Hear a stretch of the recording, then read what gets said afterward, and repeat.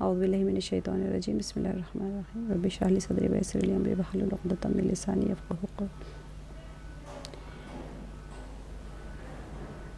اب یہ جو آیات ہے ہماری آیت نمبر 20 سے لے کے 40 تک تقریباً، ٹھیک ہے، یہاں تک اتنا اہم موضوع چل رہا ہے کہ مشرکین حوامی میں آپ کو بتائیں ہم جو کانسیپٹ اس کے اندر ڈسکس کر رہے ہیں وہ یہی کانسیپٹ ہے، بلکہ آپ اس کی ریکارڈنگ سن لیجئے جا کے، اس کی ریکارڈنگ اپلوڈ ہو چکی ہے. اس میں بہت میں آپ کو وہاں زیادہ ایکسپلینیشن سے سمجھے، آج تو میں صرف ریوائز کر کے آپ لوگوں کو کلیئرٹی دوں گی کہ پیچھے سے آیات چلی آ رہی ہیں اس کا کس طرح سے کنیکٹیوٹی ہے، ٹھیک ہے. اب امپورٹنٹ بات یہ ہے کہ جو حوامیم ہو رہے ہیں وہ میں نے آپ کو بتایا تھا، یہ اللہ سبحانہ و تعالی ہمارے ایمان کے سطح کے اوپر ہی اللہ سبحانہ و تعالی خطبہ فرما رہے ہیں. مشرکین مکہ سے بات چیت ہے، اور مشرکین مکہ سے مراد یہ نہیں کہ صرف وہی لوگ مراد ہیں، بلکہ ہم سب بھی اس کیٹیگری میں آتے ہیں کہ آج ہم دور جاہلیت کی طرف پلٹ چکے ہیں آلریڈی. آپ جو آیات ہم جو پڑھ رہے ہیں آپ کو کیا لگ رہا ہے کہ یہ آیات کیا دور جاہلیت والی آیات ہے جس سے مخاطب ہو رہے ہیں اللہ سبحانہ و تعالی؟ وہ تو مشرکین مکہ ہے، لیکن کیا ہم ان آیات میں خود نہیں فٹ ہو رہے ہیں؟ آپ غور کر کے دیکھیں گے نا، کنیکٹیوٹی کو جب غور کریں گے تو ہمیں خود اندازہ ہو جائے گا کہ ہم ان آیات پہ پورے کے پورے فٹ ہو رہے ہیں. ایسے لگ رہے ہیں جیسے ہم ہی سے مخاطب کیا جا رہا ہے، گویا کہ ہم دور جاہلیت میں پلٹ چکے ہیں آلریڈی. 95% ہم دور جاہلیت میں چلے گئے ہیں. اسی وجہ سے وہ جو کانورزیشن وہ لوگ کیا کرتے تھے، وہ جو سوال وہ کیا کرتے تھے، ہم بھی وہی کر رہے ہیں. بس یہ ہے کہ شکلیں الگ ہو گئی ہیں. اس زمانے میں وہ لوگ بتوں کی ڈائریکٹ پرستش کرتے تھے، آج کل انڈائریکٹ ہو گیا ہے، نفس کی پرستش ہو رہی ہے، کسی کی اتباع ہو رہی ہے. لیکن ہمارے دل کے اندر جو کھلبلی مچی ہوئی ہے اس کا جواب ان آیات سے ملتا ہے. چاہے ہم کسی کی بھی اتباع کر رہے ہوں، بہت سارے ایسی سوالات آتے ہیں، ایسے کنٹروورسیز آتے ہیں جس کے لیے ایمانی سطح پر آ کر میں خاموش ہو جاتی ہوں، کیونکہ اور کوئی آپشن نہیں ہوتا ایکسپلینیشن کا، کیونکہ سامنے والا اس چیز کو مضبوطی سے ڈیفینڈ کرنے کے لیے بیٹھا ہوا ہے. کم سے کم آیات کے اوپر غور کریں کہ اس آیت میں کہیں میں تو نہیں فٹ ہو رہی ہوں. اور ایمان جس کے دل میں رائی کے دانے کے برابر بھی ہوگا وہ جہنم سے نکال لیا جائے گا. تو آپ جہنمی جو ہوں گے ان لوگوں کے سامنے اگر یہ کہا جائے کہ دنیا میں جتنے ذرات ہے اس کی مقدار کے بقدر اتنے ٹائم تک تم اگر کاؤنٹ کر لیں گے ذرات، اتنے ٹائم تک تم جہنم میں رہو گے، اس کے بعد میں نکال لیے جاؤ گے، وہ ایک بات پر وہ خوش ہو جائیں گے کہ کبھی نہ کبھی تو ہم جہنم سے نکال لیے جائیں گے. لیکن جو ابدی جہنم میں جائیں گے، ہمیشہ کے لیے خلود جو کہا گیا ہے، وہ کبھی بھی جہنم سے نہیں نکالے جائیں گے. یہ جو ایمان کا سودا ہے یہ کوئی معمولی چیز ہے جس کو ہم نے معمولی سمجھ کے رکھا ہوا ہے دنیا میں رہ کے، کہ ہر چیز کے اوپر ہم ایک نیمبو کے عوض ہم اپنے ایمان کو بیچ رہے ہیں، ایک ٹماٹر ایک انڈے کے عوض ہم کچھ رائی کے دانے اور کچھ لونگ اور سوکھی مرچوں کے عوض ہم اپنے ایمان کو بیچ رہے ہیں، یہ کہہ کے کہ بھئی اس سے کرنے سے کیا ہوتا ہے، اس کے کرنے سے کیا ہوتا ہے. یہ ہوتا کچھ نہیں ہے، لیکن سودا کس چیز کا کر رہے ہیں ہم؟ ایمان کا سودا ہو رہا ہے یہاں پر. شیطان آپ سے کچھ نہیں چاہتا، آپ کی نمازیں نہیں چاہتا، آپ کا قرآن نہیں چاہتا، آپ کی عبادتیں، آپ کے سجدے کچھ نہیں چاہتا. وہ تو آپ کے اندر سے ایمان کو ہی کھینچ لینا چاہتا ہے تاکہ آپ کے اندر ایمان ہی نہ رہے. بس دیکھنے کے لیے آپ ایسے ہی رہیں جیسے کہ آپ اعمال کر رہے ہیں، کیونکہ اس کو پتہ ہے جیسے ایمان ہٹا تو گویا کہ اس کے اندر سے میگنیٹ ہٹ گیا. جب میگنیٹ ہٹ جاتا ہے تو باقی لوہا کہاں رہے گا؟ دیکھیں لوہا چپکا ہوا کب رہتا ہے؟ جب وہاں پر میگنیٹ ہوتا ہے تو وہاں پر مقناطیس کے اطراف میں تمام جو چیزیں اس کی طرف اٹریکٹ ہوتی ہیں، میگنیٹ کے اطراف میں ہی تو ساری چیزیں آتی ہیں. میگنیٹ ہٹ گیا تو اٹریکشن ہی ختم. تو یہ چیز کوئی بھی چیز کو جیسے کہا جاتا ہے انسان کے اعمال ہوتے ہیں، تہجد جو انسان پکڑ لیتا ہے مضبوطی سی کے ساتھ میں تو اس کے تمام اعمال ایسے ہی گویا کہ تہجد کی نماز اس کے لیے ایک بڑا میگنیٹ کی طرح ہے، وہ سارے اعمال کو کھینچتا ہے اپنی طرف میں. وہ نماز اس کی اتنی پاورفل ہوتی ہے کہ سارے دن کے اعمال کو اپنی طرف اٹریکٹ کر لیتا ہے، کہ انسان کا سارا دن صحیح گزر رہا ہوتا ہے، ساری نمازیں صحیح ہو رہی ہوتی ہیں، نوافل صحیح ہو رہے ہوتے ہیں، اس کے اعمال صحیح ہو رہے ہوتے ہیں. تو بعض اوقات چند چیزیں اتنی میگنیٹک پاور رکھتے ہیں، لیکن ایمان تو سب سے بڑی چیز ہوتی ہے. ایمان تو نور ہوتا ہے قلب کا، وہی ختم ہو گیا تو پھر بے نور و قلب میں تو پھر آگے آیات میں آپ دیکھیں گے کہ جو رحمان کا انکار کرنے والا ہوتا ہے اللہ تعالیٰ اس کے ساتھ میں ایک قرین کو رکھ دیتے ہیں، شیطان کو اس کے ساتھ رکھ دیتے ہیں، پھر وہ اسی کا ساتھی بن کے رہتا ہے. پھر وہ دنیا میں اس کے ساتھ کیا کیا کرتا ہے وہ بھی اللہ تعالیٰ بتا رہے ہیں. کیوں بتا رہے ہیں؟ یہ آیات کا تسلسل وہاں تک جاتا ہے، اسی لیے اتنا اہم سورہ ہے، بلکہ سارے ہی سورہ اہم ہوتے ہیں۔ سورہ میں نے آپ کو بتایا حوامیم سارے ہی اہم ہوتے ہیں، پیچھے سورہ بھی آپ نے دیکھ لیا تھا کہ کتنا امپورٹنٹ سورہ تھا، اس کے اندر ہماری سوسائٹل جو ہماری لیونگ ہوتی ہیں، سوسائٹی میں انسان کو کیسے رہنا ہے وہ سکھائے گئے آداب، اس کے اندر ایمانیات سکھائے جا رہے ہیں۔ وقالوا لو شاء الرحمن، اب یہاں پر ان کا یہ جو پیچھے کی آیت سے چلا ہے وجعلوا الملائکۃ، یہ پیچھے آپ نے پڑھ لیا تھا کہ انہوں نے کس طرح سے ملائکہ کو اللہ کی بیٹیاں بنایا تھا، اور وہی اس طرح سے کرتے تھے، اور اللہ تعالیٰ نے ان سے پوچھا اچھا کہ انہوں نے بنا لیے فرشتوں کو، ان کی وہ جو بندے ہیں اللہ کے رحمان، جو اللہ تعالیٰ کے بندے ہیں، ارحم الراحمین کے جو بندے ہیں، ان کو اللہ عورتیں اور بیٹیاں بنا لیا، تو یہ کیا وہ گواہ تھے اس وقت جب ان کی پیدا کی جا رہی تھی، ان کی تخلیق ہو رہی تھی؟ اتنا بڑی انہوں نے گستاخی کر لی، نہ صرف اللہ کی شان میں بلکہ فرشتے جو اللہ کی بہت بڑی عبادت کرنے والی مخلوق ہے ان کی شان میں بھی گستاخی کر لی۔ تو اللہ تعالیٰ ان سے ڈائریکٹ سوال کر رہے ہیں کہ اچھا تم لوگ موجود تھے جب ان کی تخلیق ہو رہی تھی؟ تو بولنے کے لیے تو انسان کو یہ تو ہونا چاہیے نا، تو پھر اللہ تعالیٰ ان کو ایک تنبیہ کے طور پہ کہہ رہے ہیں کہ ضرور لکھی جائے گی ان کی گواہی کہ وہ پوچھے جائیں گے، وَيُسْأَلُونَ کہ وہ پوچھے جائیں گے بھی تم جو کہہ رہے ہو کہ فرشتے اللہ کی بیٹیاں ہیں اور ہم ان کی عبادت کرتے ہیں اور وہ ہماری سفارش کریں گے قیامت میں، تو تم نہ ان کی تخلیق کے وقت میں موجود تھے، نہ تمہارے پاس کوئی کتاب ہے جس میں لکھا ہوا ہے، نہ کوئی رسول نے تم کو یہ ساری باتیں سکھائی ہیں، اور ساری پیچھے ہم پڑھ کے آئے تھے، آپ اس کی ریکارڈنگ سن لیجیے گا کہ ایسی کمزور مخلوق کو تم اللہ کی بیٹیاں مانتے ہو جو کہ خود اپنی کوئی حجت رکھی جائے تو وہ اپنی بحث کو بھی ثابت نہ کر سکے، اور وہ ناز میں اور زیوروں میں اور نزاکت میں پلی بڑی ہوں۔ تو اگر اللہ تعالیٰ کو اپنی کوئی اولاد بنانی ہی ہوتی اگرچہ کہ، تو اللہ تعالیٰ کو یہ مضبوط اور قوی شخص کو اپنی اولاد کی طرح مان لیتا ہے۔ نازک مزاج عورت تو ایک نزاکت کے ساتھ جڑی ہوئی شے ہوتی ہے، تو اپنے لیے بیٹوں کو پسند کرتے ہو اور اللہ کے لیے بیٹیوں کو پسند کرتے ہو، جبکہ تمہیں اگر خوشخبری دی جائے بیٹیوں کی پیدائش کی، پھر تمہارے چہرے کالے سیاہ ہو جاتے ہیں اور تم غصے سے بھر جاتے ہو، یعنی کہ ان کو بیٹیاں پسند نہیں تھی، تو تم اپنے لیے تو اعلیٰ شے کو پسند کرتے ہو اور اللہ کے لیے کمزور چیز کو پسند کرتے ہو، کیونکہ عورت تو ویسے ہی کمزور ہوتی ہے، اللہ یہ کہ میں یہ نہیں کہہ رہی کہ ساری عورتیں، مگر اس کی خلقت ہی نزاکت کے اوپر ہوتی ہے۔ تو یہ ساری آیات کے مباحث کے بعد میں وقالو، اور وہ کہتے ہیں لو شاء الرحمن، اگر چاہتے رحمان ما عبدناہم، تو یہاں پر ان کی ایک نئی بات بتائی جا رہی ہے کہ وہ کیا کہہ رہے ہیں کہ، اور کہا انہوں نے لو شاء اگر چاہتے رحمان، یعنی نہایت مہربان رب ہے، ما تو نہ عبدناہم ہم عبادت کرتے یا ہم پوجا کرتے ان کو، کس کو پوجا نہ کرتے ہم؟ وہ بتوں کو، جس کو انہوں نے اللہ کی بیٹیوں کے طور پہ مان لیا ہے، ہم ان کی عبادت تھوڑی کرتے، اگر اللہ تعالیٰ چاہتے تو ہم ان کی عبادت تو نہیں کرتے، تو ہم عبادت کرتے۔ ما لہم نہیں ان کے لیے، بذالک اس بارے میں، من علم کچھ علم، ان ہم نہیں وہ، الا مگر، یخرسون وہ اٹکل کرتے ہیں، ہم آتے ہی نہ۔ اب یہاں پر جو بتایا جا رہا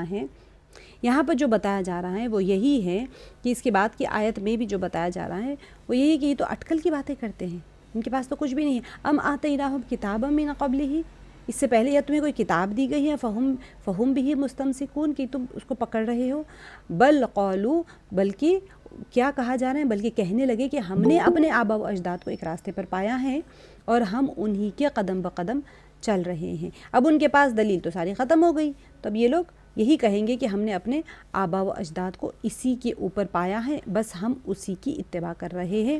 اور آگے کا جو میں آپ کو اکٹھا ساری ہی مطلب آیات کی تشریح کر دوں گی کہ یہاں پر اسی طرح ہم نے تم سے پہلے کسی بستی میں کوئی ہدایت کرنے والا نہیں بھیجا، مگر وہاں کے خوشحال لوگوں نے کہا کہ ہم نے اپنے باپ داداؤں کو ایک راہ پر پایا اور ہم قدم بقدم انہی کے پیچھے چلتے ہیں۔ جیسے کہ آبا و اجداد میں ابراہیم علیہ السلام آ گئے تو یہاں پر کہہ دیا، تو پیغمبر نے کہا کہ اگرچہ میں تمہارے پاس ایسا دین لاؤں کہ جس رستے پر تم نے اپنے آبا و اجداد کو پایا ہے، وہ اس سے کہیں سیدھا راستہ دکھاتا ہے، کہنے لگے کہ جو دین تم دے کر بھیجے گئے ہو ہم اس کو مانتے ہی نہیں ہیں، کیونکہ ان کو ماننا ہی نہیں تھا، تو ہم نے ان سے انتقام لیا، سو دیکھ لو کہ جھٹلانے والوں کا انجام کیسا ہوا۔ اب یہاں پر اور جب ابراہیم علیہ السلام نے اپنے باپ اور اپنی قوم کے لوگوں سے کہا کہ جن چیزوں کو تم پوجتے ہو میں ان سے بیزار ہوں، تو پھر انہوں نے کیا کہا، ہاں جس نے مجھ کو پیدا کیا وہی مجھے سیدھا راستہ دکھائے گا، اور یہی بات اپنی اولاد میں پیچھے چھوڑ گئے تاکہ وہ اللہ کی طرف رجوع کرے۔ یہ کلمتم باقیتاً، جسے یہ جو کہا ابراہیم علیہ السلام سے لے کر یہ جو ایک ان کی جو ایک لمبی ان کی جو بحث چلی آ رہی ہے نا، وہ کیا بحث تھی ان کی کہ وہ لوگ شرک کا جو ان کے پاس تھا، ایک مشرکین کہتے ہیں کہ اگر رحمان اور رحیم چاہتے تو ہم ان کے سوا کسی کو نہ پوچھتے جب ہم برابر مورتیوں کی پوجا کر رہے ہیں. گناہ کر رہا ہے نا انسان، مورتیوں کی پوجا کر رہے ہیں، اور وہ قادر مطلق ہے اللہ سبحانہ تعالیٰ، پھر بھی ہمیں نہیں روکتے، تو یہ دلیل ہے کہ ہمارا کام بہتر ہے اور اللہ کو پسند ہے. جو انسان گناہ کرتا ہے اور یہ کہتا ہے کہ مجھے اللہ تعالیٰ نہیں روک رہے ہیں، وہ تو قادر مطلق ہیں، وہ چاہتے تو مجھے روک لیتے، اگر مجھے نہیں روک رہے ہیں تو پھر میرا کام جو میں کر رہا ہوں وہ بہتر ہے، اللہ کو پسند ہے.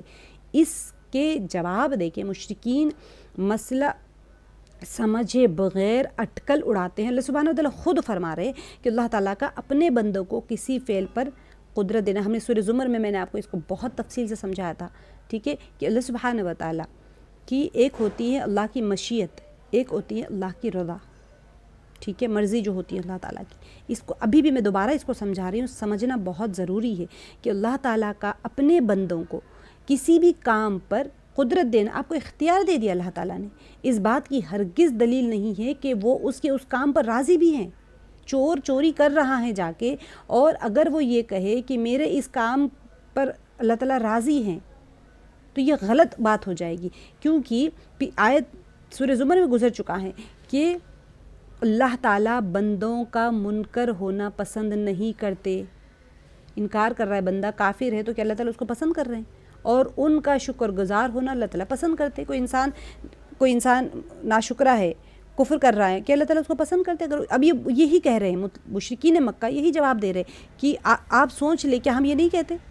ہم بھی یہی کہتے ہیں. بعض سچویشنز کو آپ ٹالی کر کے دیکھ لیں، بلکہ اگر اب آپ کو آیت پہ سمجھ نہیں آئے گا، جب آپ کے ریئل لائف میں اب جب اس دور سے گزریں گے نا، اور آپ کے دماغ میں یہ بات آئے گی کہ میرا یہ کام شاید اللہ کو پسند ہے، اللہ تعالیٰ قادر مطلق ہے، اس چیز پہ مجھے نہیں روک رہے ہیں، تو اللہ کو پسند ہے اور اللہ اس پہ راضی ہے، اسی لیے تو میں کر رہی ہوں یہ کام، ورنہ تو اللہ تعالیٰ مجھے روک دیتے. اگر کبھی یہ بات آئے ذہن میں، تو پھر یہ بات اس نقطے کو وہاں پر سمجھنے کی کوشش کرے کہ اللہ سبحانہ وتعالیٰ بندوں کا منکر ہونا پسند نہیں کرتے اور ان کا شکر گزار ہونا پسند کرتے. یعنی یہ سچ ہے کہ اللہ کے چاہے بغیر کچھ نہیں ہو سکتا، مگر ہمارے جو اعمال ہوتے ہیں، ہمارے جو کام جو ہم کر رہے ہوتے ہیں، تو انسان کے افعال، یعنی کہ جو کام کر رہا ہوتا ہے، اللہ تعالیٰ نے اسے ہمیں حق دیا ہوا ہے، ٹھیک ہے، ہم کر رہے ہیں، اس کا ہمارے اپنے افعال ہے وہ. تو انسان کے افعال انسان کے حق میں بہتر ہونا اس سے نہیں نکلتا. کیونکہ اللہ تعالیٰ نے اس کو کوئی چیز کا اللہ تعالیٰ نے تخلیق فرمائی ہے، تو اللہ تعالیٰ کے چاہے بغیر تو وہ چیز نہیں ہوتا. لیکن اگر ہم کر رہے ہیں تو یہ نہیں کہ وہ اس کا مطلب یہ نہیں کہ وہ ہمارے حق میں بہتر ہیں. اگر ایسا ہونے لگے تو پھر دنیا میں کوئی چیز بری نہیں رہے گی باقی، ہے نا. ہر ظالم جو بھی ہوتا ہے وہ کہہ دے گا کہ میرا کام اللہ کو پسند ہے، جب ہی کرنے دیا ہے مجھے اللہ تعالیٰ نے، ورنہ پھر میں نہیں کرتا. اللہ تعالیٰ مجھے روک لیتا، وہ تو قادر مطلق ہے، وہ مجھے کیوں. چور اگر کہے کہ بھئی میں چوری کر رہا ہوں اور اللہ تعالیٰ مجھے نہیں روک رہے ہیں، تو اللہ اس سے راضی ہے. میں امیر کے پاس سے مال لیتا ہوں، غریب میں بانٹتا ہوں، میں چوری کر کے تو غریبوں کو دے رہا ہوں، تو اللہ اس سے راضی ہے. اللہ تعالیٰ کو چوری ہی سے منع کیا ہوا، اللہ تعالیٰ نے چوری کرنے سے منع کیا ہے، ظلم کرنے سے منع کیا ہے.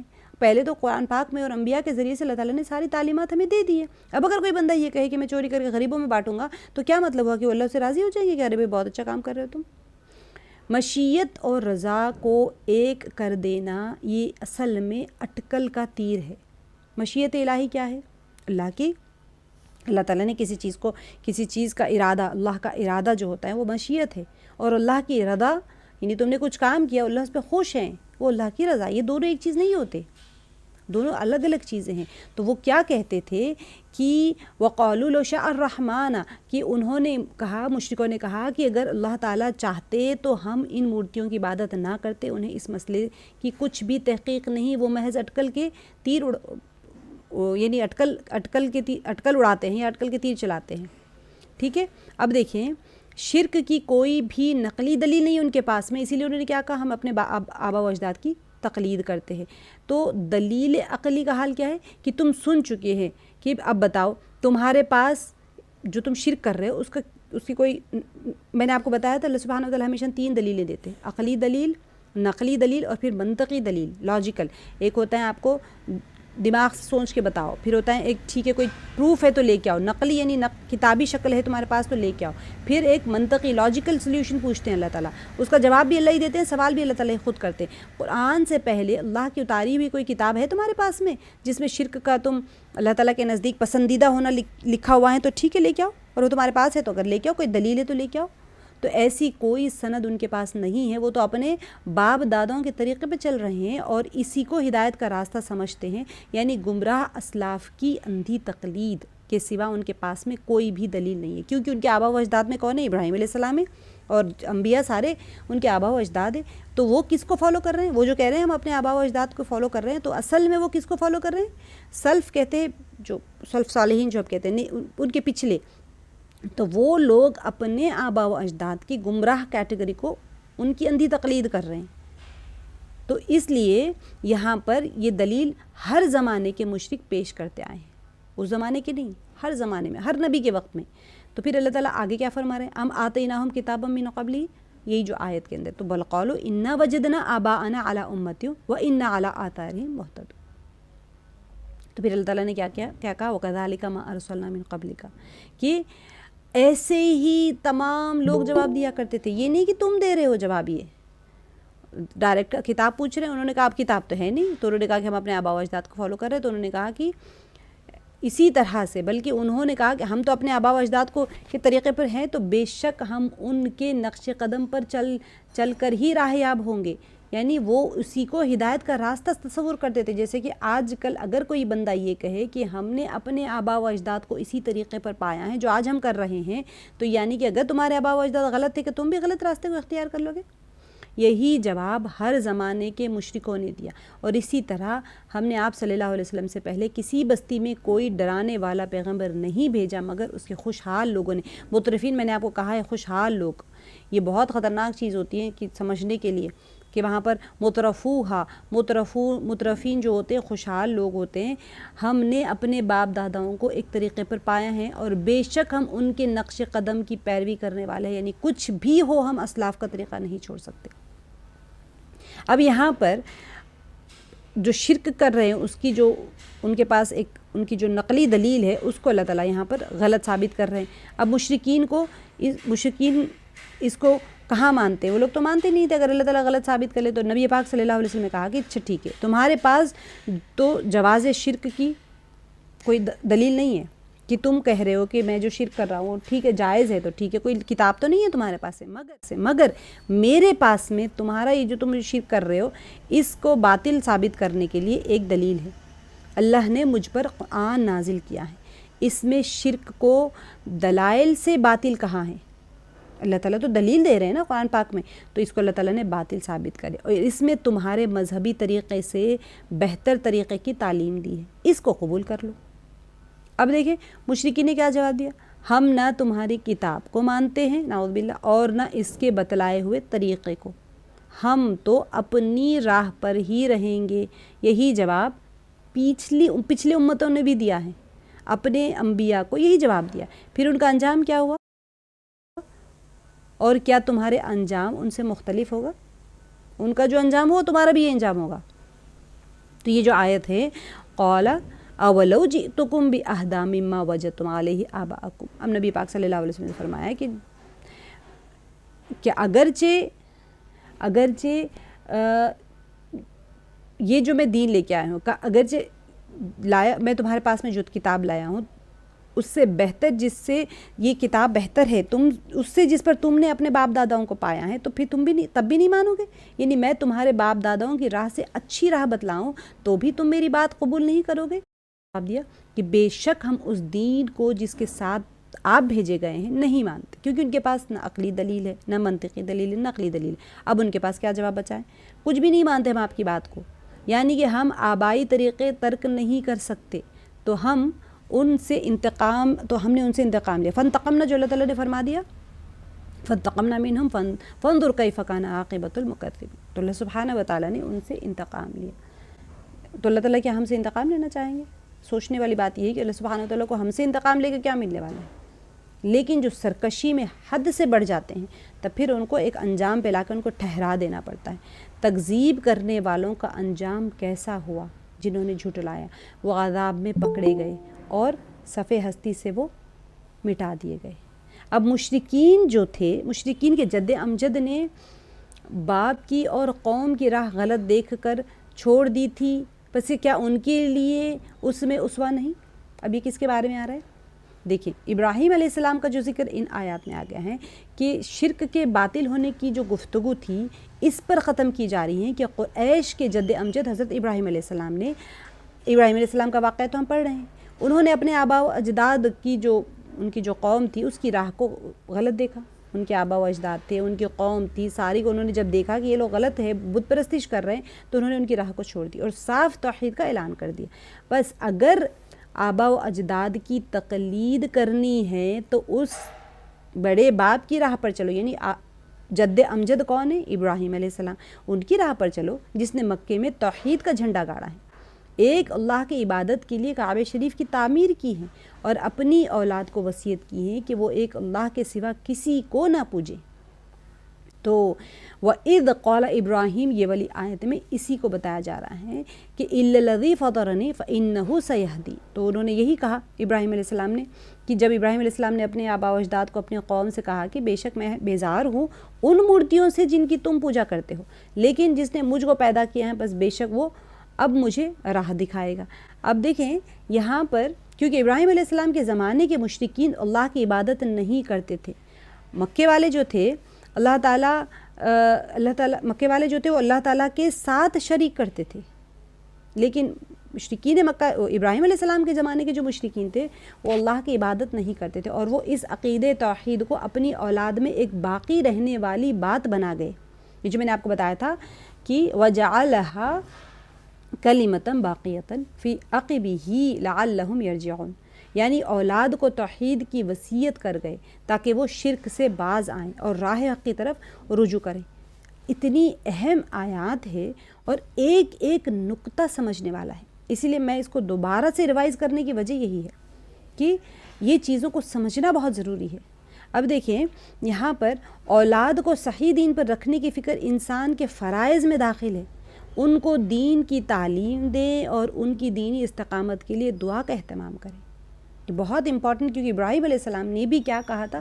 وَجَعَلَهَا كَلِمَةً بَاقِيَةً فِي عَقِبِهِ لَعَلَّهُمْ يَرْجِعُونَ، کیونکہ وہ جو توحید کی، جو میں نے آپ کو بتایا تھا، جو ابراہیم علیہ السلام کا جب پڑھ رہے تھے روئے زمین پہ کوئی توحید کا قائل نہیں تھا سوائے ابراہیم علیہ السلام، حضرت بی بی سارہ اور لوط علیہ السلام کے، تین کے روئے زمین پر، یہ نہیں کہ وہاں خطے میں، روئے زمین پہ کوئی نہیں تھا، سب شرک کرتے تھے، یہ بت پرستش کرتے تھے، ستارہ پرستش کرتے تھے۔ باقی کا تو جتنے مفسرین نے اقوال ذکر کیے، ستارہ پرست تھے یا بت پرست تھے، شاید کہ آگ کی بھی پرستش کرتے تھے ہوں گے، واللہ اعلم۔ جو صحابئی دین تھا وہ زمانے میں ان کے جو عقائد تھے اس کو بھی چھوڑ کے ستاروں کی پرستش کرنے لگے، اور باقی تو بت پرستش میں لگے ہوئے تھے، اور بتوں کو کیا مانتے تھے؟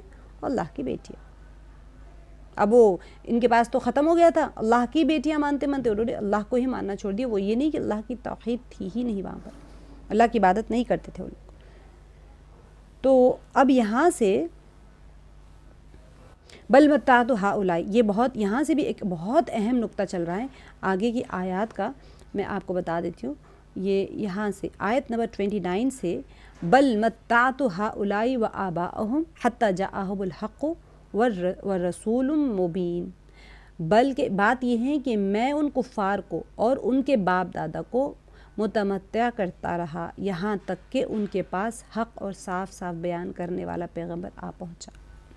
اب یہاں پر یہ بات رسالت اور دلیل رسالت کا بیان ہے، یہاں پر مکے یا طائف کے کسی بڑے آدمی کو، اچھا یہاں آگے ولما جاءہم الحق، اور جب ان کے پاس حق یعنی قرآن آیا تو کہنے لگے کہ یہ تو جادو ہے اور ہم اس کو نہیں مانتے۔ قالوا ھذا سحر وإنا به کافرون، آگے کی جو آیت ہے میں اس کو اکٹھا ملا کے آپ کو تشریح بتا دیتی ہوں۔ وقالوا لولا نزل ھذا القرآن علی رجل من قریتین عظیم، اور یہ بھی کہنے لگے کہ یہ قرآن ان دونوں بستیوں یعنی مکے اور طائف میں سے کسی بڑے آدمی پر کیوں نازل نہ کیا گیا۔ یہاں تک ہم نے کر لیا تھا ٹھیک ہے، آج ہم اس کے آگے کرتے ہیں، لیکن اس کی تشریح میں آپ کو کر کے تھوڑا سا ہلکا سا آپ کو کرا دیتی ہوں کہ جو مکے یا طائف کے کسی بڑے آدمی کو نبی بنا کر اس قرآن میں کیوں نازل اس پر کیوں قرآن نازل نہیں کیا ہے. سب سے بڑی ان کا یہی تھا، توحید اور جو وہ لوگ شرک کرتے تھے اس کو باطل قرار دینے سے اللہ تعالیٰ نے پیچھے کی آیات میں توحید کا عمل کرنا ہے اور شرک کو باطل قرار دیا. اب اس سے تو فارغ ہو کر اب رسالت اور دلیل رسالت کا یہاں پر اللہ تعالیٰ تذکرہ شروع کر رہے ہیں. یہاں سے بہت اہم آیات اسی موضوع کے اوپر چلیں گے کہ نبی پاک صلی اللہ علیہ وسلم کی رسالت کو ثابت کرنا ہے، اور پھر اس کی دلیل بھی اللہ سبحانہ و تعالیٰ یہاں پر فرما رہے ہیں. بات یہاں سے شروع کی ہے کہ ابراہیم علیہ السلام نے جس بات کو اپنی نسل میں باقی رکھا تھا، یعنی شرک سے بیزاری اور توحید پر جمے رہنے کی ان کو جو نصیحت کی تھی، وہ بات ان کی نسل میں باقی نہیں رہی. آہستہ آہستہ کیا ہوا، ان کی نسل شرک میں مبتلا ہو گئی، یہاں تک کہ نبی صلی اللہ علیہ وسلم کا عہد میمون آیا اور قرآن کا نزول شروع ہوا.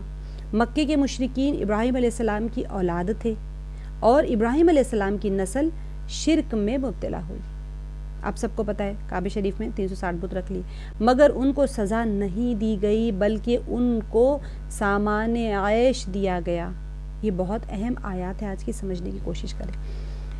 جب انسان گناہ کرتا ہے تو ان کو سزا دی جانی چاہیے، عذاب آنا چاہیے. ان کو کوئی ان کے شرک کی وجہ سے انہوں نے کعبہ شریف کے اندر بت رکھ دیا، کتنا بڑا گناہ کیا انہوں نے، لیکن اس کی وجہ سے ان کو کوئی بھی سزا نہیں ملی. ٹھیک ہے، اب ان کو کوئی سزا نہیں ملی اور بلکہ ان کو سامان عیش دیا گیا. وہ بڑے بزنس مین ہو گئے، سردار ہو گئے، بہت مال آ گیا ان کے پاس.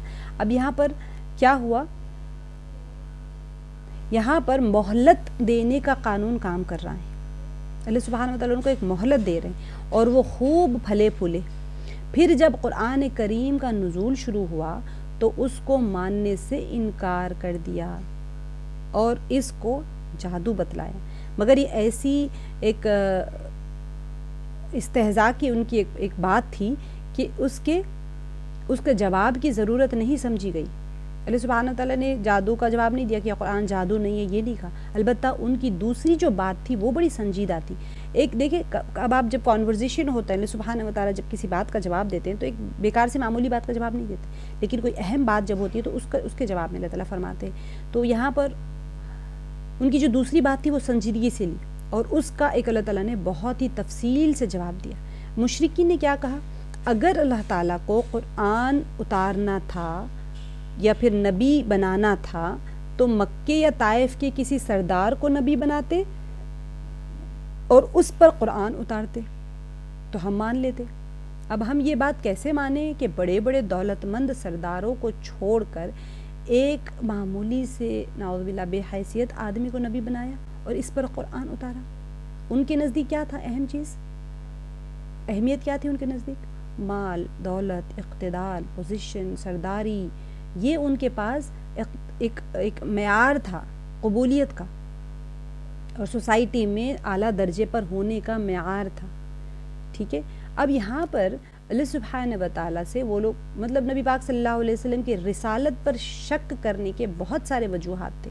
اس میں سے ایک وجہ یہ ہے کہ نبی پاک صلی اللہ علیہ وسلم کے اوپر ان کو کیوں نبی بنایا گیا، وہ تو سردار نہیں ہے.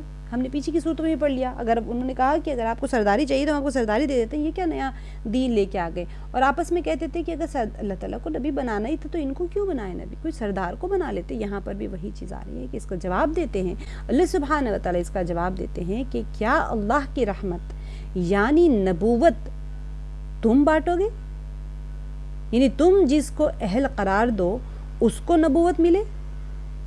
یہ بڑی زبردست اللہ سبحانہ و تعالیٰ کی یہاں پر آگے کی آیات تک اس کی دلیل چلے گی کہ بہت ہی بہترین انداز میں آپ کو آگے کی آیات میں اس کو سمجھاؤں گی. یہاں تو اتنا سمجھ لیں کہ اللہ سبحانہ و تعالیٰ فرما رہے ہیں کہ تم جس کو اہل قرار دو اس کو نبوت ملے.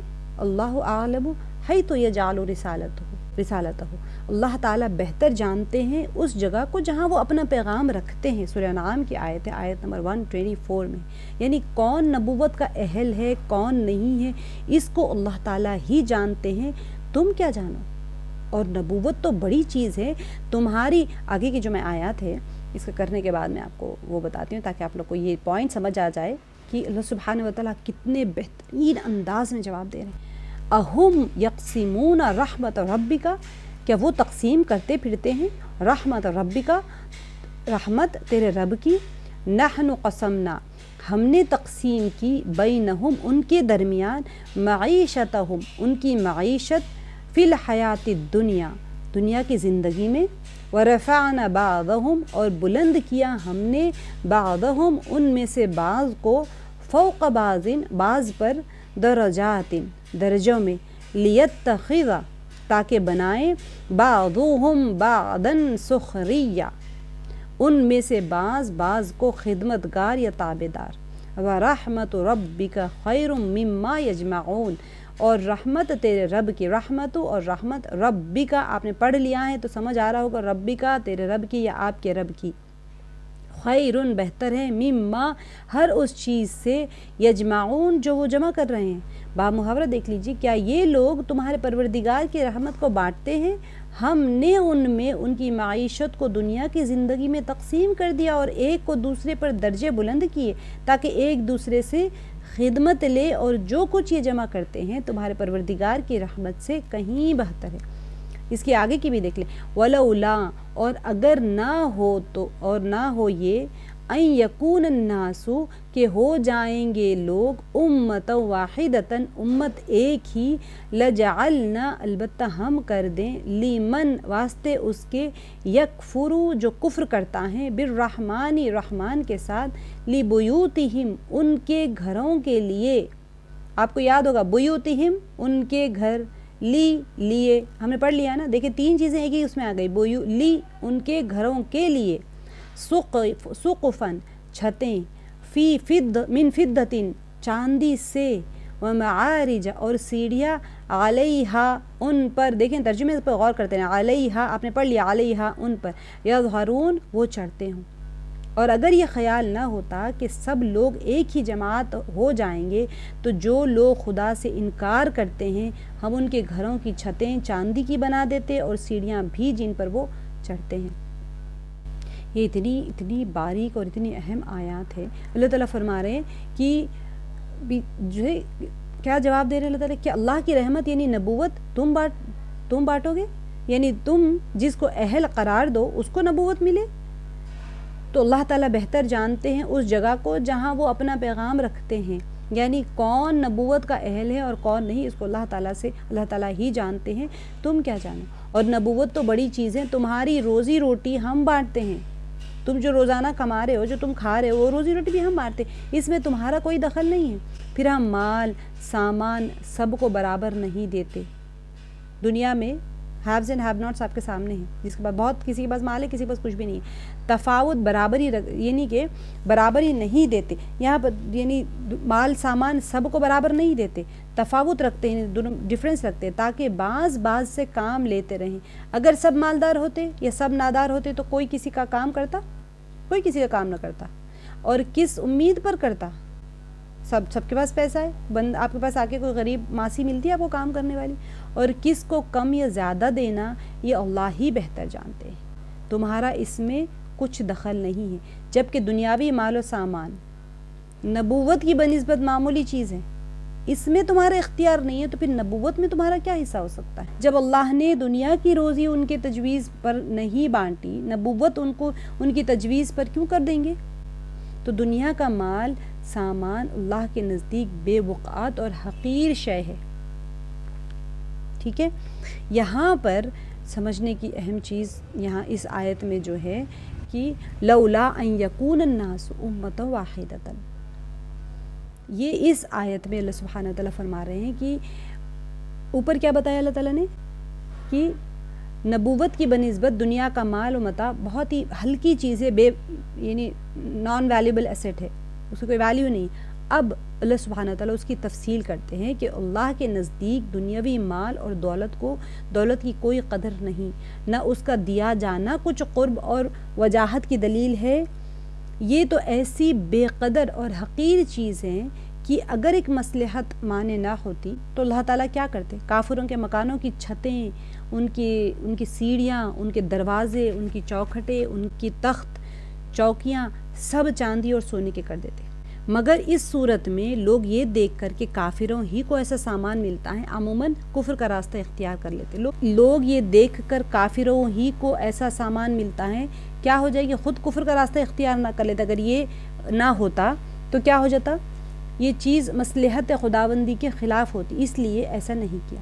ورنہ حدیث میں کیا ہے کہ اگر اللہ کے نزدیک دنیا کی قدر ایک مچھر کے بازو کے برابر ہوتی، یعنی ایک مچھر کے پر کے برابر ہوتی، تو کافر کو ایک گھونٹ پانی کا نہ دیتے. ہمارا جو اسلامی نظام ہے اس کے اسلامک ویلیوز ہوتے ہیں، اس کے بارے میں جو ذکر کرتے ہوئے اللہ تعالیٰ کیا بتا رہے ہیں؟ مال اور دولت کا اور انسان کا جو دنیاوی میٹیریلسٹک جا ہے اور ایک پوزیشن ہے، اسے کوئی معیار ہی نہیں ہے. ولولا ان یکون الناس امۃ واحدۃ، اگر یہ خیال نہ ہوتا کہ سب لوگ ایک ہی امت ہو جائیں گے، لجعلنا، تو ضرور ہم بنا دیتے، لمن یکفر بالرحمن، ان کے لیے جو رحمان کے ساتھ کفر کرتے ہیں. سبحان اللہ. دیکھیں کافر کے لیے اللہ تعالیٰ کہہ رہے ہیں ان کے گھروں کی چھتیں چاندی کی، ومعارج، اور ان کی سیڑھیاں، علیہا، جن پر وہ یظہرون، جن کے اوپر وہ چڑھتے ہیں. تو کیا کر دیتے؟ اللہ تعالیٰ فرما رہے ہیں کہ اس کا ہم چاندی کی چھتیں بنا دیتے اور سیڑھیاں بھی چاندی کی بنا دیتے جن کے اوپر وہ چلتے ہیں. تو ایک کافر کو اللہ تعالیٰ ایسے ایسے محلات عطا کر دیتے جن کی چھت چاندی کی ہو، جن کی سیڑھیاں چاندی کی ہو، جن کے دروازے، آگے کی آیت میں دروازے بھی ان کے سونے چاندی کے ہو، زیورات ہو، ان کو عطا کر دیتے.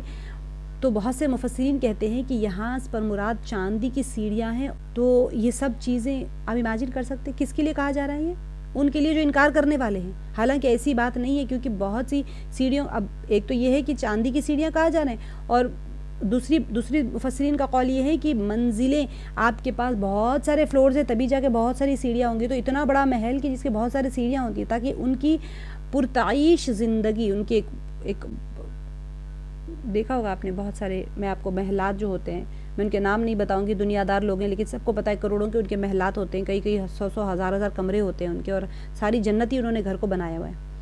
یعنی کہ ان کی جو چھت ہیں، ٹھیک ہے، وہ ایسے ہیں، کئی منزلیں، محلات ہیں، عمارتیں ہیں، اور بہت سارے دروازے ہیں، اور بہت سارے تخت ہیں، زیب و زینت ہے وہاں پر، مختلف اس کے وسائل ہے زیب و زینت کے، اور ہر قسم کے نقش و نگار جو عام طور پر دنیا پرستوں کے مطلوب، ان کے مقصود ہو رہا کرتے ہیں. کسی بڑے انڈسٹریلسٹ کا اگر آپ گھر دیکھیں گے تو کیسے لگے گا؟ وقت تھوڑی دیر کے لیے کیسے لگتا ہے؟ ارے واہ کیا گھر ہے بھی، ایک سیکنڈ کے لیے تو انسان کو آ ہی جاتا ہے دل میں. لیکن یہ سب کچھ دنیاوی جو مادی زندگی کے وسائل ہیں، اور وہ اللہ تعالیٰ کے نزدیک آخرت تو صرف پرہیزگاروں کے لیے. اللہ تعالیٰ نے فرما دیا کہ یہ جو تم دنیا کی چیزوں کا جو تذکرے کر رہے ہو، اس کا جو دیکھ رہے ہو، یہ کیا ہے؟ یہ صرف دنیاوی چیزیں ہیں. یہاں پر وزخرفن، اور سونے کے، اور وَإِن كُلُّ، یہ والی آیت ہے، وَلِبُيُوتِهِمْ أَبْوَابًا، اور ان کے جو دروازے اور تخت، اس پر وہ تکیہ لگاتے ہیں، یعنی چاندی کے دروازے، چاندی کے سرور ہم نے پڑھ لیا آلریڈی کہ تخت ان کے جس کے اوپر وہ تکیہ لگا کر بیٹھتے ہیں. وزخرفن، اور سونے کے، چاندی کے اور سونے کے زیورات، ہم نے سورہ زخرف کا نام ہی اس آیت سے لیا گیا. زخرف یعنی کہ کوئی چیز، میں آپ کو اس کو بتاتی ہوں تشریح میں. وَإِن كُلُّ ذَلِكَ لَمَّا مَتَاعُ الْحَيَاةِ الدُّنْيَا، اور بے شک سب سامان ہیں. وَإِن، اور بے شک، کلو، سب، ذَلِكَ سامان ہے، لَمَّا، اگرچہ، متاع، سامان ہے، الحیات الدنیا، زندگی، یعنی دنیا کی زندگی کا سامان. والآخرۃ، اور آخرت، عند ربک، تیرے رب کے پاس میں، للمتقین، متقی لوگوں کے لیے ہے. یہ آیت، اس میں یہی بتایا جا رہا ہے کہ یہ جو کچھ بھی تم دیکھ رہے ہو، یہ سب کچھ دنیا کی ایک میٹیریلسٹک زندگی ہے اور اس کے وسائل ہیں، اور آپ کے پروردگار کے نزدیک آخرت تو صرف پرہیزگاروں کے لیے. زخرف اصل میں ہر اس زینت اور آرائش کو کہتے ہیں جس میں طرح طرح کے نقش و نگار ہوتے ہیں، کارونگز. اب زیورات کیسے ہوتے ہیں؟ زینت کا ایک اہم ترین ذریعہ سونا ہے، لہٰذا اسے بھی زخرف کہتے ہیں. سونے کو بھی زخرف کہا جاتا ہے، اور فضول باتوں کو اس لیے زخرف کہا جاتا ہے کیونکہ اس پر ایک ہوتا ہے نا، آپ کوٹنگ کرتے ہیں، کوٹنگ کر کے پیش کیا جاتا ہے، اسی لیے. اب دیکھیں یہاں پر مختصراً اگر ہم دیکھیں ان آیات کو تو کیا مطلب ہوا کہ مادی سرمایہ جو میٹریلسٹک چیزیں ہم کو ملی ہوئی ہیں دنیا میں وسائل ملے ہوئے اللہ کی بارگاہ میں اس قدر بے قدر و قیمت ہے کہ صرف کفار اور منکرین حق جیسے بے قدر و قیمت افراد ہی کے شان شیان ہو سکتے ہیں. اسی لیے اللہ تعالیٰ نے کہا ہے اگر کم ظرف اور دنیا کے دل دادا بے ایمان اور کفر کی جانب جھکاؤ پیدا نہ کر لیتے جس کے ایمان کم ہے، اور اگر یہ لوگ کفر کی طرف زیادہ جھکاؤ نہ پیدا کر لیتے تو اللہ تعالیٰ اس سرمائے کو صرف اپنی بارگاہ سے دھتکارے ہوئے لوگوں کے ہی نصیب کر دیتے، تاکہ سب لوگوں کو معلوم ہو جاتا کہ ایسے امور جو کہ دیے جا رہے ہیں، ایسے جو انسان جو کام کر رہا ہے وہ قدر و قیمت اور شخصیت کا معیار نہیں ہوا کرتے. سوچنے کی بات ہے اور بہت زیادہ غور کرنے کی بات ہے کہ جو کچھ بھی اللہ سبحانہ و تعالیٰ نے دنیا میں کسی کو دیا ہے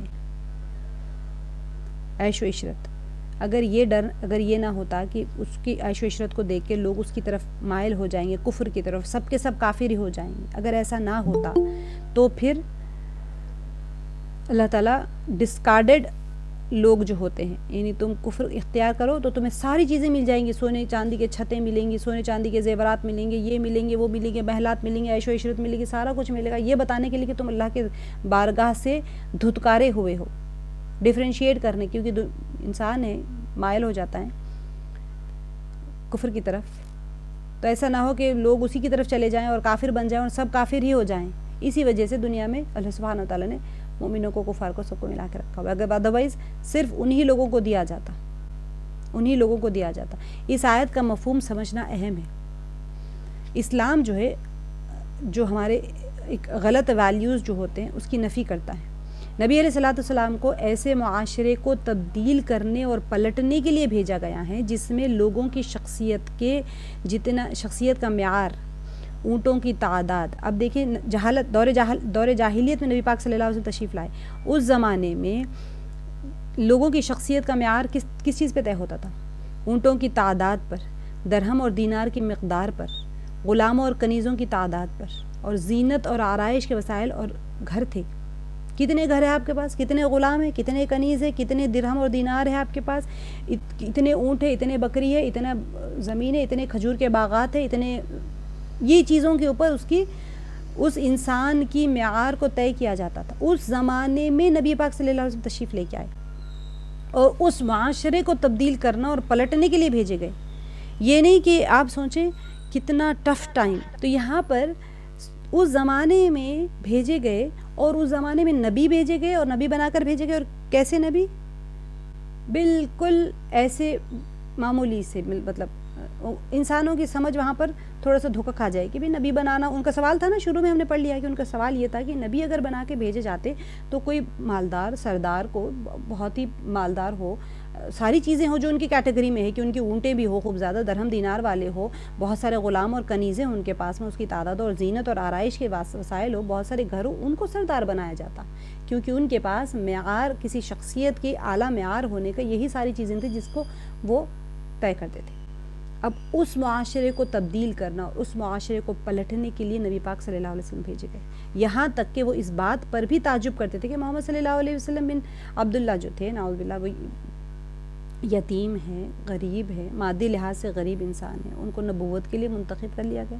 تو سب سے پہلا اور بنیادی کام ایسے معاشرے میں تبدیلی کے لیے یہ ہوتا ہے کہ اس کے غلط معیاروں کو ختم کر کے اس پر صحیح انسانی معیار یا صحیح انسانی اقدار یا ویلیوز کی بنیاد رکھی جائے، جس میں تقوی اور پرہیزگاری، علم ہو، دانشمندی ہو، ایثار ہو، فداکاری ہو اور شجاعت اور بہادری جیسے صفات پائے جائیں. اگر یہ نہیں ہے ویلیوز کسی کے پاس، تو پھر وہ، اگر آپ کسی کی اصلاح، کوئی معاشرے کی اصلاح بھی کرنا چاہ رہے، کوئی سوسائٹی کو چینج بھی کرنا چاہ رہے، تو وہ کیسی ہوگی؟ وہ بالکل سطحی طور پہ ہوگی اور وہ بالکل پائیدار نہیں ہوگی، ڈھیلی ڈھالی سی ہوگی، جو تھوڑے سے وقت میں پھر ختم ہو جائے گی. اگر اس کے اندر تقویٰ نہیں ہے، پرہیزگاری نہیں ہے، تو وہ سب کے سامنے تو گناہ سے بچ جائے گا، پردوں میں جا کے گناہ کرے گا نا. چوری کرنا ہے تو دن میں نہیں کرے گا، رات کے اندھیروں میں کرے گا. اگر اس کے اندر شجاعت نہیں ہے تو وہ میدان جنگ سے بھاگ جائے گا. بہادری نہیں ہے، شجاعت نہیں ہے تو جنگ تو چھڑ جائے گی. آپ نے کسی کو محنت تو کر لی لیکن اس کے ویلیوز نہیں چینج کیے، معاشرہ نہیں تبدیل ہوا، صرف سطحی طور کے اوپر اگر کہہ دیا کوئی تو اس کے اندر خون کے اندر یہ بسا ہوا ہے کہ درہم دینار اور تعداد. اب سوچیں ہم وہی کام ہے، یہ وہی کام ہے جسے اسلام اور قرآن اور خود نبی پاک صلی اللہ علیہ وسلم نے اعلیٰ ترین صورت میں انجام دیا ہے، جس کی وجہ سے جتنے خرافات سے بھرا ہوا ایک پسماندہ ترین معاشرہ تھا. سب کو پتہ ہے کہ عربس کے اوپر کوئی رول کرنے کے لیے نہیں آئے تھے کیونکہ وہ لوگ کھوپڑیوں میں شراب ڈال کے پیتے تھے. بدلہ لینا ہوتا تھا تو وہ ہندا نے قسم کھائی تھی نا حضرت حمزہ رضی اللہ عنہ کے لے کے میں کلیجہ نکال کے اپنے کلیجہ کھاؤں گی، اور جو بھی قسم کھائی تھی چیر پھاڑ کر دیا تھا حمزہ رضی اللہ عنہ. ایسا پسماندہ ترین معاشرہ تھا، بہت ہی کم ٹائم میں اس قدر ترقی کر گیا کہ ان کا شمار کن میں ہونے لگا؟ دنیا کے بالکل دا ایلیٹ کلاس میں، ان کا ایلیٹ کلاس کے معاشروں میں ان کا شمار ہونے لگ گیا. اور صحابہ رضی اللہ عنہم کی حیات مبارکہ کے اوپر کتابیں لکھی گئی، اور لکھنے والے کون؟ ویسٹ کے جو بڑے بڑے لوگ ہوتے تھے وہ اسٹڈی کرنے لگے کہ آخر ایسی کیا چیز تھی جو یہ پسماندہ ترین معاشرے کو اتنے ایلیٹ کلاس معاشرے میں شمار کر دیا گیا. سوچنے والی بات یہ ہے اصل کہ یہ لوگ کیسے اتنے ہائی کلاس ہوئے. ان کے پاس آخر ایسا کون سا ایک گر مل گیا تھا ان کو، جس کو ایک فارمولا ان کے ہاتھ لگ گیا تھا جس کو انہوں نے ورک آؤٹ کیا اور یہ اتنے تبدیل ہو گئے. تو وہ کیا تھا ہمارا فارمولا؟ وہ ہمارا دین تھا، ہماری شریعت تھی، ہمارے قرآن تھی. نبی علیہ الصلوۃ والسلام کی حدیث مبارکہ ہیں کہ اگر اللہ تعالیٰ کے نزدیک دنیا کا وزن ایک مچھر کے پر کے برابر بھی ہوتا تو اس سے کافر کو پانی کا ایک گھونٹ تک نہ ملتا. تو اسلامی انقلاب یا پھر اس کے ویلیوز کا انقلاب ہے. اگر آپ چاہتے ہیں کہ اسلام واپس آئے تو ہمارے اندر کے ویلیوز چینج ہونا چاہیے. ہمارے اسلامک ویلیوز ختم ہو گئے پورے کو. اور اگر مسلمان آج سخت اور ناخوشگوار حالات سے دوچار ہو رہا ہے، خونخوار دشمن کے پنجوں میں پھنسے ہوئے ہیں، تو اس کی وجہ بھی یہی ہے کہ انہوں نے اصل جو ہمارے ویلیوز تھے اس کو چھوڑ کر ایک بار پھر زمانے جاہلیت کے جو ان کے جو اوہام تھے، ان کے جو ویلیوز تھے اس کے اندر وہ ہم اپنا لیے. ان کے سوسائٹل جو سسٹمز تھے اس کو ہم نے اپنا لیا. اور یہ جو ان کی یہ جو قدریں تھیں، یہ جو ویلیوز تھے، ان میں خوب پروان چڑھ رہی ہے. اب کیا ہو رہا ہے؟ مال دولت جمع کرنے کے پیچھے دوڑ لگا رہے ہیں. حرام ہو حلال ہو کچھ بھی ہو بس مجھے مل جائے، چاہے کسی کا مال غصب کر دے، کسی کا حق مار دے، چاہے کچھ بھی ہو جائے. مرنا تو ہے ہی نہیں. کسی نے یہی نہیں سوچا کہ میں نے مرنا بھی ہے، جواب بھی دینا. اللہ تعالیٰ نے کیا کہا ہوا ہے، اللہ تعالیٰ کی کتاب کو پس سے پشت ڈال دیا، شریعت کو پیچھے ڈال دیا. بس ایک دوڑ میں لگے ہوئے کہ کوانٹٹی وائز ہم بڑھیں. ہمارا آج 1 گھر ہے تو کل 10 گھر ہو جائے، آج بینک میں 5 لاکھ ہے تو کل 50 لاکھ ہو جائے، پھر 50 کروڑ ہو جائے، چاہے کچھ کرنا پڑ جائے ہمیں اس کے لیے. حرام حلال کچھ نہیں دیکھا جا رہا ہے. دھوکہ دینا آج کل قابلیت سمجھی جا رہی ہے. لوگ مادی چکا چوند میں کھو چکے ہیں، اسلام سے اتنے بیگانہ ہو چکے ہیں کہ جب تک ان کی یہی حالت رہے گی، یہ جو ایک بہت بڑی غلطی ہوئی ہے نا، اس کا خمیازہ بھی بھگتنا پڑے گا. دین چھوڑ دیا، قرآن چھوڑ دی، شریعت چھوڑ دی. اللہ سبحانہ و تعالیٰ کیا فرما رہے ہیں کہ آیت دیکھیں نا، اللہ تعالیٰ فرما رہے ہیں کہ اگر یہ نہ ہوتا کہ سب ایک امت ہو جائیں، یعنی سب کافر نہ ہو جائیں، تو وہ لوگ جنہوں نے اللہ کا انکار کیا ان کی چھتوں کو چاندی کا بنا دیتے، ان کے چاندی کے زینے بنا دیتے، دروازے کھڑکیاں ان کو سب سونے چاندی کے بنا دیتے اور ان کو خوب سونا چاندی سے نواز دیا جاتا، صرف یہ ڈکلیئر کرنے کے لیے کہ تم دھتکارے ہوئے ہو. اور متقیوں کے لیے تو آخرت میں ہے جو کچھ اللہ کے پاس میں. جب تک اپنے وجود پر ہم اسلامک ویلیوز کو نہیں اتاریں گے اور ہمارے اندر نہیں آئے گی، اس وقت تک اللہ کا لطف و کرم ان کے شامل حال نہیں ہوگا. کیونکہ اللہ تعالیٰ اس قوم کی حالت نہیں بدلتا جو اپنے آپ میں تبدیلی نہ لائیں. بہت غور و فکر کرنے والے مقام پر ہم پہنچ گئے. ایک تو ہم قیامت کے قریب آ گئے، فتنوں کے دور میں ہیں، ہمارا ایمان داؤ پہ لگا ہوا ہے. آج ہمیں نہیں پتا کہ آج ہم صبح ایمان پہ ہے تو شام خاتمہ ہمارا ایمان پہ ہوگا یا نہیں. ہم آج صبح ایمان کے ساتھ کریں تو بستر پہ جانے تک ہمارا ایمان باقی رہے گا یا نہیں. اتنے ایمان پہ اٹیکس ہو رہے ہیں شیطان کی طرف سے، معاشرے کی طرف سے، ہمارے خود اپنی نفس، ہمارا قرین جو آگے آپ پڑھیں گے کیا فرما رہے اللہ تعالیٰ، وَمَن يَعْشُ یہ اس کی آگے کی آیت اور اس سے سخت ہے. وَمَن يَعْشُ عَن ذِکْرِ الرَّحْمَٰنِ، اور جو غفلت برتتا ہے عن ذکر الرحمٰن، اللہ کے ذکر سے، نقید ہم مقرر کر دیتے ہیں لہو اس کے لیے شیطانن ایک شیطان، فہو لہو قرین تو وہ اس کا دوست ہو جاتا ہے. اور جو کوئی اللہ کی یاد سے آنکھیں بند کر کے یعنی تغافل کرے، ہم اس پر ایک شیطان مقرر کر دیتے ہیں تو وہ اس کا ساتھی ہو جاتا ہے. وَإِنَّهُمْ لَيَصُدُّونَهُمْ، اور بے شک البتہ وہ روکتے ہیں ان کو عن السبیل راستے سے، وَيَحْسَبُونَ أَنَّهُمْ مُهْتَدُونَ اور وہ سمجھتے ہیں بے شک وہ ہدایت یافتہ ہے. اور یہ شیطان جو ہے، شیطانوں کی ٹولی گروہ جو ہوتا ہے، ان کے راستے سے روکتے رہتے ہیں، ان کو راستے سے روکتے رہتے ہیں، اور وہ سمجھتے ہیں کہ سیدھے راستے پر ہے. یعنی کہ انسان ایسی اس پہ آ گیا ہے اب یہاں پر کہ شیاطین اس کے ساتھی بن جاتے ہیں، کہ جو آنکھیں بند کر لے رحمان کے ذکر سے. یعنی کہ پچھلی آیت میں کیا تھا، دنیا پرستوں کی بات ہو رہی تھی جو تمام چیزوں کو ایک میٹیریلسٹک بیلنس میں، پیمانہ جسے ہم کہتے ہیں نا، مادی پیمانہ جو ہوتا ہے، میٹیریلسٹک بیلنس میں ہم اس کو میجر کر رہے ہیں. ٹھیک ہے. اور اب یہاں پر کیا ہے اس آیت میں، ان کے مہلک آثار میں سے ایک اثر کے بارے میں گفتگو ہو رہی ہے کہ جو دنیا کے